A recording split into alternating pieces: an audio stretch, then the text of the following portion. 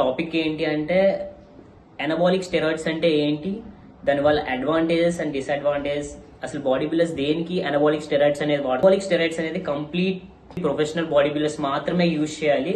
ఈ జనరేషన్ లో ఏంటి అంటే బిలో 20 years 21, 22, 23 ఏజ్ ఎవరైతే ఉన్నారో మీ టీనేజర్స్ కూడా ఎనబాలిక్ స్టెరాయిడ్స్ అనేది యూజ్ చేస్తారు. బట్ వాళ్ళకి తెలియదు దానివల్ల డిస్అడ్వాంటేజెస్ ఏంటి అనేది. ఇంజెక్షన్ ఫార్మేషన్ లో ఉంటుంది, ఓన్లీ సైకిల్ ఫార్మేషన్ లో మాత్రమే మెయింటైన్ చేయాలి.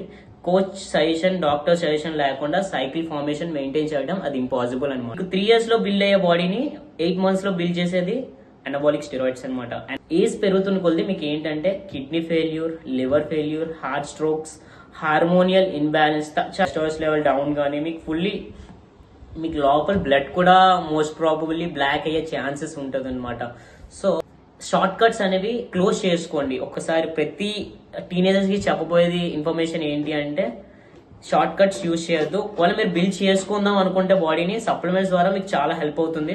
సప్లిమెంట్స్ మీరు యూజ్ చేసుకోవచ్చు. న్యాచురల్ గా దొరికే ఫుడ్ తో కూడా మీరు బాడీ అనేది మెయింటైన్ చేసుకోవచ్చు. ఎనబాలిక్ స్టెరాయిడ్స్ అనేది చాలా డేంజర్.